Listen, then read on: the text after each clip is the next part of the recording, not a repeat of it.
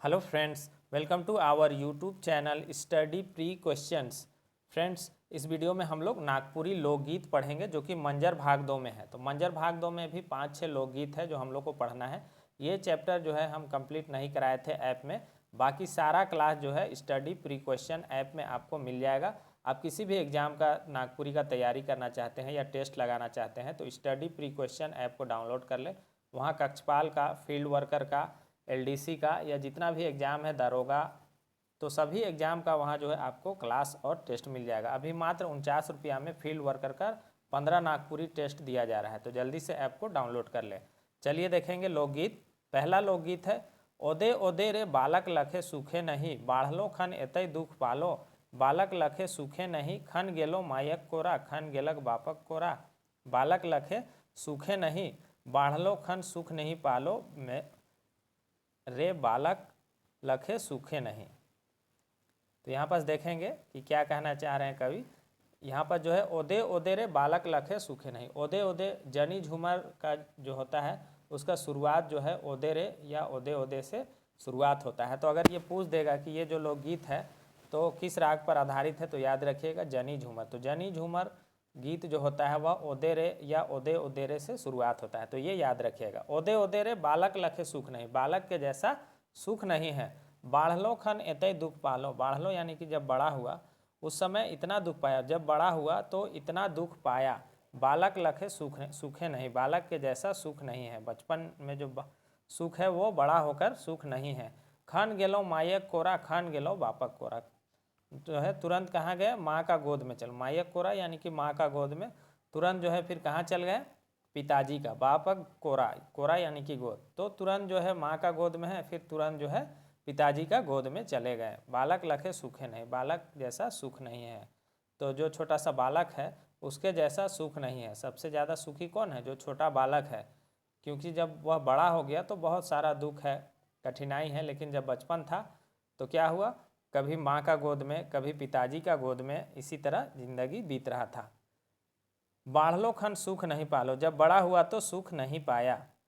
रे बालक लखे सुख नहीं, रे बालक के जैसा सुख नहीं है। तो बहुत आसान है। फिर है अगला गीत जो है लोकगीत, कौने चरैया दहे गुजरे के सांवरे, कौने चरैया बोले राती के सांवरे, गे चरैया बोले आधा राती, हंसा चरैया दहे गुजरे के सांवरे, मेंजूर चरैया बोले राती के सांवरे, मेंजूर चरैया बोले राती। तो ये इस गीत में क्या कह रहा है, कौने चरैया, कौन चरैया, दह में, दह कह रहे हैं कि गहरा पानी में, तालाब हो या नदी हो, उसका गहरा पानी में कौन चिड़िया जो है इधर उधर घूम रहा है, गुंजर रहा है, यानी कि इधर उधर घूम रहा है, कौन चिड़िया है, तैर रहा है। कौन चरैया बोले आधी रात के सांवरे, और कौन चिड़िया है जो आधी रात में बोल रहा है। तो सांवरो यहाँ पर संबोधित किया जा रहा है। गे चरैया बोले आधी रात, और कौन चिड़िया है जो आधी रात को बोल रहा है। हंसा चरैया दहे गुजरेगे सांवरो, तो हंसा चिड़िया जो है वह दह में, गहरे पानी में घूम रहा है, तैर रहा है। और मेंजूर चरैया बोले राती के सांवरे, और जो मेंजूर यानी कि मोर चिड़िया है वह रात में बोल रहा है। तो मेंजूर चिड़ैया बोले राती के सांवरो, तो मेंजूर यानी कि मोर चिड़िया जो है वह रात में बोल रहा है, मेंजूर चरैया बोले राती, मेंजूर यानी कि मोर चिड़िया रात को बोल रहा है। तीसरा है ओदे ओदे रे कोयली लखे रावरे गला, फिर ओदे ओदे आ रहा है, तो ये जनी झूमर है, याद रखिएगा। तो अगर 2 लाइन दे के पूछ देगा कि कौन राग पर आधारित है देवल लोकगीत, तो याद रखिएगा जनी झूमर। ओदे ओदे रे कोयली लखे रावरे गला, गला में शोभलय मोहर माला। तो कोयली लखे रावरे गला यानी कि कोयल के जैसा आपका गला है, आपका आवाज़ है। गला में शोभलय मोहर माला, और गला में जो है क्या शोभा दे रहा है, मोहर माला। मोहर माला यानी कि ये आभूषण हो गया, पुराना चांदी या सोने के सिक्के से इस माला को बनाया जाता था, मोहर माला को। तो आज भी लोग पहनते हैं कहीं कहीं। तो गला में शोभलय मोहर माला, तो गला में क्या शोभा दे रहा है, मोहर माला। कोयली लखे रावरे गला, कोयल के जैसा आपका गला है। डासली सुरपति सेज सेवली एकला, कोयली लखे रावरे गला। यहाँ पर समझिएगा, बहुत सारा कभी कभी आ जाता है नागपुरी में, थोड़ा सा कठिन रहता है, बहुत से लोग इसको पढ़ाते भी नहीं हैं, जैसे तैसे पार कर देते हैं। तो इसको समझना होगा आपको। डासली सुरपति सेज सेवली एकला, डासली यानी कि बिछाना, किसी चीज़ को बिछाना। सुरपति से, सुरपति किसको कहते हैं, देवताओं के राजा इंद्र को। सुरपति सेज, यानी कि इंद्र के समान जो है, इंद्र का जैसा सेज था उसी के सुंदर अत्यंत, उसी के जैसा जो है अत्यंत सुंदर सेज।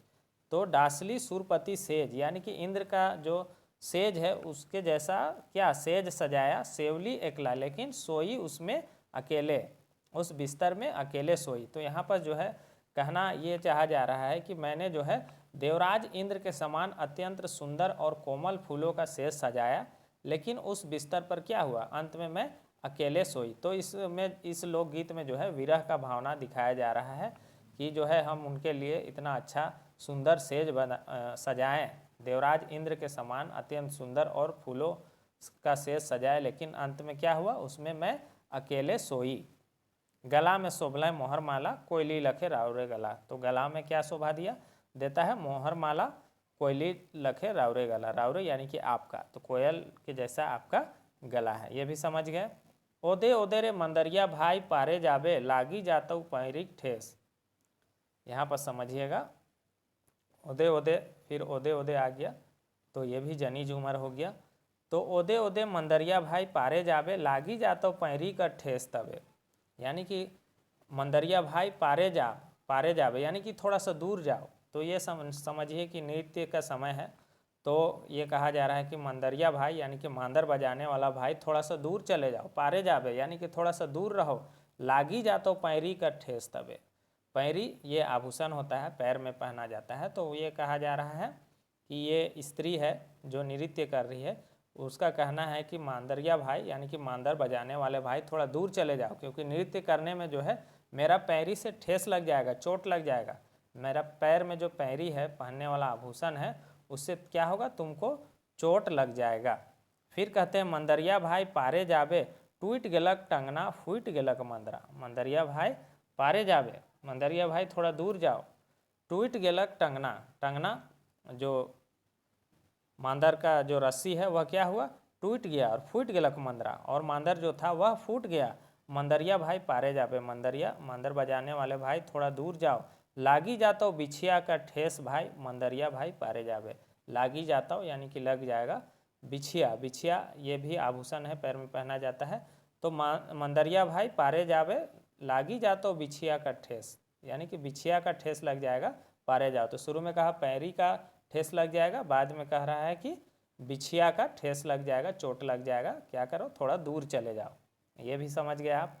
पांचवा में है मोके आयो ना बेचबे, मोए तो आयो छोटे आहो रे, कीनी देबे आयो रिंगी चिंगी सुपली, धूरा में पछेर पछेर खेलमू।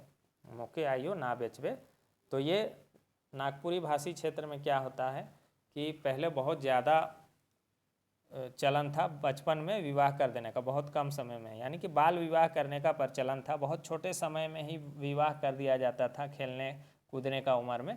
हालांकि लड़की फिर माँ के घर में ही रहती थी जब तक थोड़ी बड़ी नहीं हो जाती थी, लेकिन विवाह उनका कर दिया जाता था। तो उसी को लेकर ये गीत है कि एक बच्ची कह रही है कि मोके आयो ना बेचबे, आयो यानी कि माँ, माँ मुझको मत बेचना, मैं तो आयो छोटे आहो रे, मैं तो अभी छोटी हूँ, कीनी देबे आयो रिंग चिंगी सुपली, कीनी देवे यानी कि खरीद देना माँ, रिंग चिंगी सुपली, रिंग चिंगी कहते हैं कलरफुल रंगीन, सुपली कहते हैं सूप जो होता है धान उन फटकने के लिए, चावल और धान उन फटकने के लिए, तो उस सूप जो होता है उसका छोटा रूप है सुपली।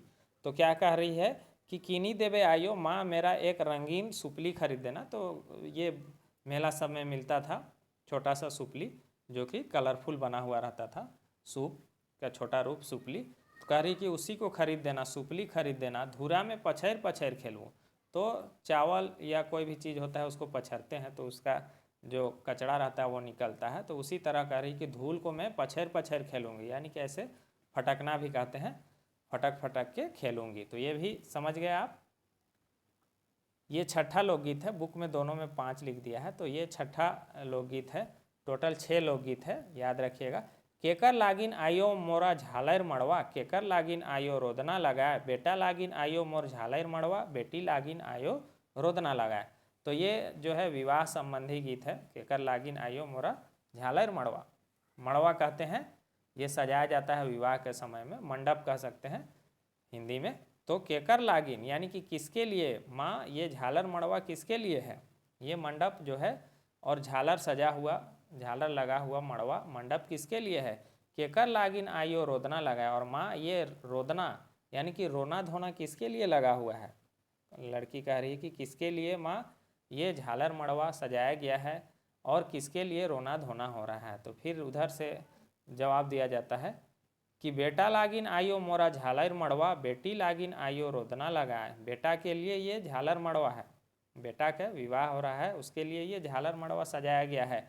बेटी लागिन आइयो रोदना लगाए, और बेटी का विवाह में क्या होता है? रोना धोना होता है। इसलिए कह रहे हैं कि बेटी के लिए ये रोदना लगाया गया है। रोना धोना का जो प्रोग्राम चल रहा है, चारों तरफ रोना धोना हो रहा है, वह बेटी के लिए हो रहा है। फिर है जांग पवित्र लागिन धिया जन्म देली, चुटकी सिंदूर बदे देली बनवास। इसको भी समझिएगा, कुछ कुछ पॉइंट है जो समझने जैसा है। जांग पवित्र लागिन, जांग पवित्र लागिन कहने का अर्थ हो जाता है कि जांग, जान रहे हैं जांग हो गया थाई, तो जांग कहने का यहाँ पर हो रहा है कोक, कोक कहेंगे जिससे मतलब बच्चे जन्म लेते हैं। तो जांग पवित्र लागिन यानी कि अपने जांग का यानी कि अपनी कोख का पवित्रता साबित करने के लिए धिया जन्म देली। धिया जन्म देली यानी कि बेटी को मैंने जन्म दिया। माँ कह रही है कि अपनी जांग यानी कि अपनी कोख का पवित्रता या उसको सार्थक करने के लिए, या ये कह सकते हैं कि अपनी कुल की मर्यादा और पवित्रता को बनाए रखने के लिए मैंने क्या किया? बेटी को जन्म दिया। धिया जन्म देली, बेटी को जन्म दिया। चुटकी सिंदूर बदे देली बनवास, लेकिन एक चुटकी सिंदूर के लिए क्या कर दिए? उसको बनवास दे दिए, बनवास भेज दिए। तो यहाँ पर बनवास भेज दिए कहने का अर्थ है कि पहले क्या होता था कि विवाह जब होता था तो पहले इतना ज़्यादा साधन नहीं था आने जाने का, ऊपर से फ़ोन उन भी नहीं था। अभी तो वीडियो कॉल में बातचीत हो जाता है, तुरंत गाड़ी से पहुँच जाते हैं। तो वनवास समझो, पहले विवाह जो था वनवासी था, बहुत कम आना जाना होता था। एक बार चली गई बेटी तो फिर जो है आना उसका मुश्किल हो जाता था। तो कह रही है कि एक चुटकी सिंदूर के लिए बेटी को वनवास भेज दिए। जांग पवित्र लागिन यानी कि अपनी कोख, अपनी जांग को की सार्थकता या पवित्रता को बनाए रखने के लिए मैंने बेटी को जन्म दिया, लेकिन एक चुटकी सिंदूर के लिए क्या कर दिया? उसको वनवास भेज दिया, वनवास दे दिया। बेटा जन्म लेती होले देव पितर एके होती, बेटी जन्म आयो पर के सवासीन। बेटा जन्म लेती होले, अगर बेटा जन्म लेता तो देव पितर एके होती। देव पितर यानी कि अगर बेटा जन्म होता तो क्या होता? देव और पितर एक हो जाते, सभी खुश हो जाते, एकजुट हो जाते। पितर यानी कि पूर्वज, यानी कि अगर बेटा जन्म लेता तो पूर्वज भी और देव भी सभी क्या हो जाते? एक हो जाते, सभी खुश हो जाते। क्यों?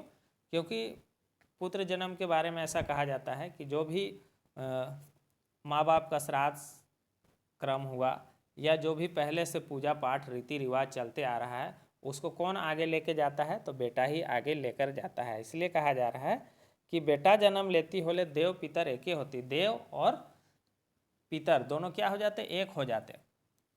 क्यों एक हो जाते? क्योंकि क्या? क्योंकि जो है रीति रिवाज, माँ बाप का मरने के बाद जो भी क्रियाक्रम है या जो रीति रिवाज चलते आ रहा है, अपना पूजा पाठ चलते आ रहा है, उनको आगे लेकर कौन जाएगा? बेटा ही लेके जाएगा। इसलिए देव और पूर्वज सभी एक हो जाएंगे। बेटी जन्म आयु पर के सवासीन, और बेटी जन्म हुआ तो क्या हुआ? पर के सवासीन। सवासीन कहते हैं कि जो बेटी गांव की बेटी है वह जो है अगर उसका विवाह हो जाता है तो उसको सवासीन कहते हैं, यानी कि वो दूसरे गांव की हो गई। तो बेटी जन्म हुआ मतलब कि वह पर के सवासीन, दूसरे गांव की सवासीन हो गई, वह अब इस गांव की नहीं रही। बेटा के लिखल आयो कोठा अटारी, बेटी के लिखल आयो ओहे दुरंग देश। फिर आगे कहा जा रहा है कि बेटा के लिखल, बेटा को क्या लिखा गया है? आयो कोठा और अटारी। तो ये जितना कोठा, घर, जमीन, बंगला सब किसके लिए है? बेटा का लिखा गया है। बेटी का लिखल आयो ओहे दुरंग देश, और बेटी के लिए किस्मत में क्या लिखा हुआ है? वही दूर देश लिखा हुआ है। बेटा ले साजू आयो पियर धोती, बेटी ले साजू आयो किया में सिंदूर। तो बेटा के लिए साजू यानी कि डालिए, बेटा के लिए माँ क्या डालो? पीला धोती, पियर धोती। तो पियर धोती, पीला धोती भी जो है नागपुरी भाषी क्षेत्र में ये महत्वपूर्ण माना जाता है। जितने भी महत्वपूर्ण कार्यक्रम होते हैं उसमें पीला धोती पहना जाता है। तो विवाह के समय में भी पीला धोती पहना जाता है। तो बेटा ले साजू आयो पियर धोती, बेटा के लिए कौन सा धोती साजने के लिए कहा जा रहा है? पीला धोती। बेटी ले साजू आयो किया में सिंदूर, और बेटी के लिए क्या साजना है? डालना है किया में सिंदूर, तो किया एक छोटा सा डिबिया होता था, किया डिबिया होता था। ये डिबिया जो है आपका लकड़ी का भी होता था और पीतल का भी बना होता था। तो बेटी के ले साजू यानी कि बेटी के लिए क्या डालना है, किया में छोटा सा डिबिया में सिंदूर डालना है। तो ये आपका लोकगीत है। इसका क्वेश्चन आंसर आपको ऐप में डाल दिया जाएगा, स्टडी प्री क्वेश्चन ऐप में। बाकी सारा कंप्लीट क्लास हो चुका है। तो जो लोग बहुत कम समय में अगर तैयारी करना चाहते हैं अभी भी फील्ड वर्कर का, तो ज़रूर से ऐप को डाउनलोड कर दें। वहाँ ऑफर लगा हुआ है, बहुत कम प्राइस में आपको क्लास मिल जाएगा। बाकी आपको 15 फुल लेंथ टेस्ट है या चैप्टर वाइज टेस्ट है, उससे भी आप जुड़ सकते हैं। आप किसी भी एग्ज़ाम का नागपुरी का तैयारी करना चाहते हैं तो स्टडी प्री क्वेश्चन ऐप को ज़रूर डाउनलोड करें। चैनल पर नए हैं तो चैनल को सब्सक्राइब करें, वीडियो को लाइक और शेयर कर दें। Thanks for watching.